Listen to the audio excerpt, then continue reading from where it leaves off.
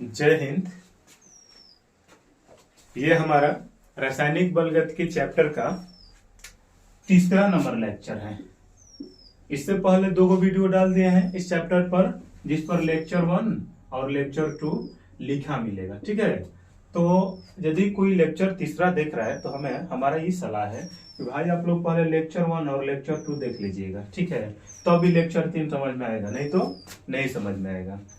अब हम ये जानेंगे कि लेक्चर दूसरे में हम कहाँ तक पढ़े थे और क्या पढ़े थे। तो लेक्चर 2 में हम आप लोग को बताए थे रासायनिक अभिक्रिया का वेग किसे कहते हैं, ये बता दिए थे ना। फिर आप लोग को हम ये बताए थे कि रासायनिक अभिक्रिया का वेग को हम सूचित किस चीज से करते हैं। तो रासायनिक अभिक्रिया का वेग को किससे सूचित करते थे, स्मॉल आर से सूचित करते थे। और स्मॉल आर बराबर क्या सूत्र लिखवाए थे, डी डेल सी बटे में डेल टी प्लस माइनस में, यही ना लिखवाए थे, डेल सी बटे में डेल टी। रासायनिक अभिक्रिया का वेग बराबर ही सूत्र लिखवाए थे।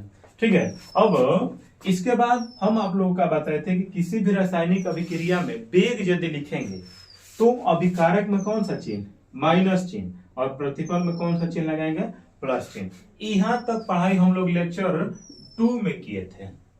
ठीक है, लेकिन अब हम लेक्चर 3 में पढ़ेंगे तो अब हम इसके आगे वाला टॉपिक पर पढ़ेंगे। तो इसका आगे वाला टॉपिक क्या है, तो इसका आगे वाला टॉपिक है कि रासायनिक अभिक्रिया का वेग के प्रकार, मतलब जो अभिक्रिया का वेग है कितने प्रकार की होती है। तो अभिक्रिया का वेग कितने प्रकार की होती है, 2 प्रकार की। सबसे पहला औसत वेग और दूसरा है ताप्त क्षणिक वेग। कौन कौन, औसत वेग और ताप्त क्षणिक वेग। अब औसत वेग के बारे में जानने से पहले हमें कुछ आप लोग बता दीजिए। जैसे हम एक रासायनिक अभिक्रिया लिख रहे हैं, R से P बना रही है। ठीक है, और हमारे पास क्वेश्चन है कि हमें इसका वेग लिखना है। ठीक है, तो वेग बराबर हम क्या सूत्र पढ़े हैं, R बराबर प्लस माइनस डेल्टा सी बटे में डेल्टा टी। सी का बताए थे, तो जो डेल्टा होता है तो परिवर्तन को दर्शाता है, सी जो होता है सांद्रता को दर्शाता है। जहां पर आर का वेग लिखेंगे तो वहां पर, मतलब अभिकारक का वेग लिखेंगे तो वहां पर आर लिखेंगे, और प्रतिफल का वेग लिखेंगे तो पी। अभिकारक में जो भी दिया रहे, आर दिया रहे तो आर, जो भी दिया रहे तो वही लिखेंगे। तो इसमें अभिकारक के रूप में आर है और प्रतिफल के रूप में क्या है, पी है।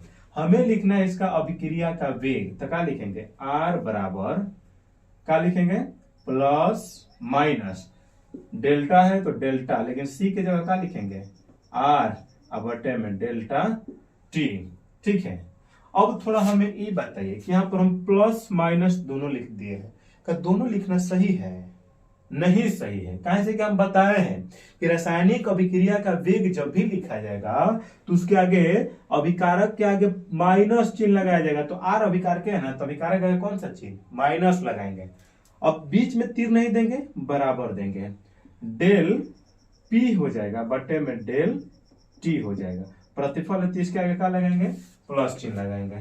ठीक है, इस प्रकार से हम वेग लिखेंगे। एक और एग्जांपल देखिए, जैसे मान लीजिए कि कोई रासायनिक अभिक्रिया ए से बी बन रहा है, हमें इसका वेग लिखना है, तो कैसे लिखेंगे वेग, आर बराबर क्या लिखेंगे, आर बराबर माइनस डेल, यहां पर अभिकारक आर था तो आर लिखे, लेकिन यहां पर अभिकारक ए है तो ए लिखेंगे, बटे में डेल टी बराबर प्रतिफल पी था तो पी लिखे, लेकिन यहाँ पर बी है तो क्या लिखेंगे, बी बटे में डेल टी प्लस में। हालांकि ये अभी आप केवल इतना ही समझिए कि ऐसे ही लिखा जाएगा, आगे जाएंगे तो थोड़ा सा इसे ए वाला को बड़ा कोष्ट में करेंगे तो आगे वाला टॉपिक में हम बताएंगे, पहले आप इतना जानिए। तो अभिक्रिया का वेग लिखने में तब कोई दिक्कत नहीं होना चाहिए। ठीक है, अब हम पढ़ रहे हैं अभिक्रिया का वेग के प्रकार, तो 2 प्रकार का, एक औसत वेग और एक ताप्त क्षणिक वेग। ठीक है, तो सबसे पहले औसत वेग के बारे में देखिए। ठीक है, समझिए औसत वेग।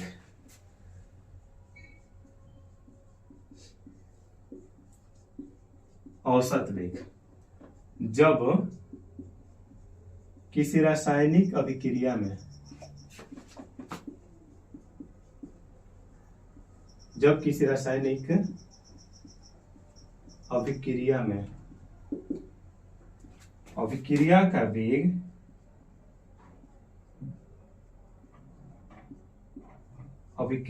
वेग एक निश्चित समय के साथ बदलता है,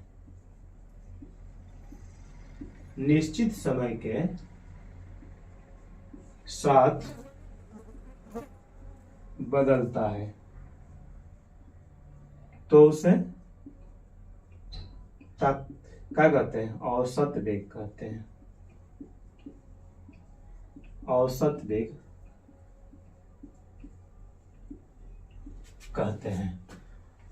ठीक है कि जब किसी रासायनिक अभिक्रिया में अभिक्रिया का वेग एक निश्चित समय के साथ बदलता है तो उसे क्या कहते हैं? औसत वेग कहते हैं। लेकिन समझेंगे कैसे? तो समझिए, आप लोग खेत तो पटाए होंगे ना, जैसे गेहूं में भी बोया, मतलब काटा जा रहा है तो उसको बोया जाएगा, तो खेत में क्या होता है? तो इस प्रकार से साटी होता है। ये हुआ हमारा बड़ा सा खेत, इसे हम साटी में विभक्त करते हैं, बांट देते हैं। एगो साटी, दूगो साटी, ओकर बाद तीसरा साटी, ऐसा ही ना हमने का खेती बोला। बिल्कुल ऐसा ही होता है। हम जब खेत पटाते हैं तो इसमें जब पानी काटा जाता है तो मान लेते हैं कि इसमें 1 घंटा लगता है एक साटी पटाने में। अब सभी साटी का चौड़ाई सेम है तो बताइए सभी साटियों में कितना लगेगा? 1 घंटा लगेगा, लगेगा ना। तो हम इसका औसत का निकाले कि एक साटी का पटने में 1 घंटा लग रहा है। इसका मतलब कि अगला साटी को पटने में 1 घंटा निश्चित हुआ ना, मतलब जो पट रहा है तो उसका निश्चित हुआ कितना में होगा, फिर उसके बाद उतना में होगा। तो ये भी एक प्रकार से औसते वेग है, मतलब जो खेत पटने का दर है, जो वेग है, एक निश्चित समय के साथ हो रहा है। ठीक है, तो इस प्रकार की अभिक्रिया का वेग को हम क्या कहते हैं? मतलब रासायनिक अभिक्रिया का औसत वेग कहते हैं। अब नोट में एक बात जानिए, नोट, इसे RAV से सूचित करते हैं, इसे RAV से सूचित करते हैं। ये वाला बात एकदम ध्यान में बैठा लीजिएगा कि अभिक्रिया के औसत वेग को कासी से सूचित करते हैं? RAV से सूचित करते हैं, जबकि अभिक्रिया के वेग को स्मॉल r से सूचित किए थे, और इसको कासी से सूचित कर रहे हैं? RAV से सूचित कर रहे हैं। ठीक है, अब इसका वेग कैसे लिखेंगे? जैसे अभिक्रिया का वेग, जैसे R से मानिए P बना रहा है, अब क्वेश्चन है हमें इसका औसत वेग निकालना है। कुछ नहीं करना है, बस सेम लिखेंगे। जहां पर हम R बराबर, मतलब अभिक्रिया का वेग लिखते थे तो R बराबर लिखते थे, लेकिन अभिक्रिया का औसत वेग लिख रहे हैं तो क्या लिखेंगे? RAV बराबर, वहां पर क्या था? तो लेमडा सी, सॉरी डेल्टा सी बटे में डेल्टा टी, लेकिन यहां पर डेल्टा तो होगा और सी के जगह अभिकारक R हो जाएगा, बटा में डेल्टा टी। अब यहां पर हम प्लस माइनस दोनों लिख दिए हैं, तो गलती किए हैं ना। गलती काहे किए हैं? कहे से कि हमें अभिकारक R है तो केवल माइनस चिन्ह लगाएंगे, बराबर का चिन्ह देंगे, डेल्टा P दिया है तो P बटा में डेल्टा T।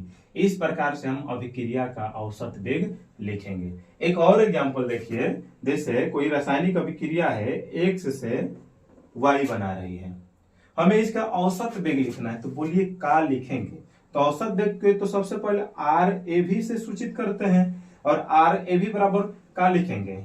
अभिकारक के लिए माइनस डेल्टा, यहां पर अभिकारक R था लेकिन यहां पर अभिकारक X है, तो डेल्टा X बटे में डेल्टा T बराबर, यहां पर प्रतिफल P था लेकिन यहां पर प्रतिफल Y है, तो डेल्टा P बटे में डेल्टा T, सॉरी P नहीं होगा, Y होगा, Y डेल्टा Y बटा में डेल्टा T।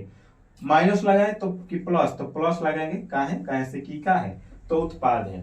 तो इसी प्रकार से हम रासायनिक अभिक्रिया का वेग लिख दिए और उसके बाद औसत वेग भी लिख दिए। अब हम इसका नेक्स्ट वाले टॉपिक, जिसका क्या नाम है, तात्क्षणिक वेग के बारे में लिखेंगे। ठीक है, औसत वेग के बारे में बता दिए, अब हमें पढ़ना है तात्क्षणिक वेग के बारे में। तो इसका क्या परिभाषा है? जब किसी रासायनिक अभिक्रिया में अभिक्रिया का वेग क्षण में ही बदलता है, इसकी कोई निश्चित समय नहीं होती है, तो इसे क्या कहते हैं? तात्क्षणिक वेग कहते हैं। मतलब कहने का ये है कि जैसे कोई रासायनिक अभिक्रिया हो रही है तो औसत वेग में क्या था, एक निश्चित सीमा था ना कि 5 मिनट बाद इतना बदले तो 10 मिनट बाद इतना बदलेगी। लेकिन इसमें कोई निश्चित सीमा नहीं होता है, क्षण क्षण क्षण क्षण क्षण क्षण का मतलब क्या होला, हमने के भोजपुरी भाषा में क्या कहने जा कि मतलब एकदम जल्दी जल्दी बदल जाता है, कोनो एक लिमिट नहीं है। तो ऐसी अभिक्रिया को हम लोग क्या कहेंगे, ताक्त क्षणिक वेग कहते हैं। मतलब कब बदलेगा इसकी कोई लिमिट नहीं है, कोई निश्चित सीमा नहीं है, ठीक है। तो इस प्रकार की अभिक्रिया को हम कहते हैं ताक्त क्षणिक वेग।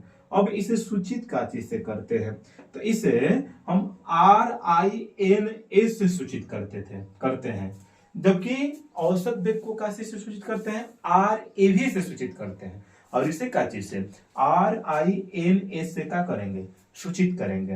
अब एक बात हमेशा याद और थोड़ा देख लीजिए कि जैसे औसत वेग में हम क्या पढ़े थे, RAV बराबर का हुआ था, तो अभिकारक था, तो जैसे मान लेते हैं अभिकारक था तो डेल R बटे में डेल T लिखे थे ना, बराबर डेल P बटे में डेल T प्रतिफल के लिए। अभिकारक में माइनस चिन्ह, प्रतिफल प्लस चिन्ह जाए थे। लेकिन इसमें अंतर का होगा, तो जहां पर डेल लिखा जा रहा है ना, वहां पर इसमें डेल नहीं लिखेंगे, इसमें क्या लिखेंगे, इस अभिक्रिया का वेग में